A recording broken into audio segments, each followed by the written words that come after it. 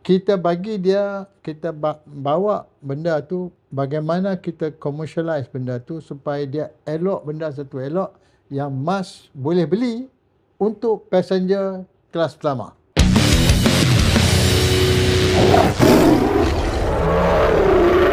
Saya tunjuk satu lagi benda. Pada itu ni zaman saya di Dewan Perniagaan Melayu Malaysia. Ada satu orang Negeri Sembilan, dia buat songkok. Dia buat ni bukan songkok, dia buat ni tanjak. Tanjak, Ya, dia bubuh tu nampak tak berapa elok lah.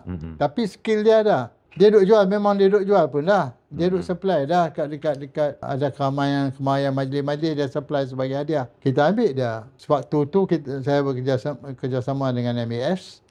Masa tu sebab tu Tan Sri Tajuddin dari situ, Ramli. Kita bagi dia, kita bawa benda tu, bagaimana kita commercialize benda tu supaya dia elok, benda satu elok yang mas boleh beli untuk passenger kelas pertama.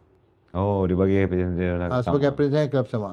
Maksudnya kita kecilkan dia, kita baikkan dia, kita jadikan dia sehingga orang nampak elok dan dia dapat pasaran yang lebih. Dan dia continue lah. Mesti ada kepedulian ke arah itu.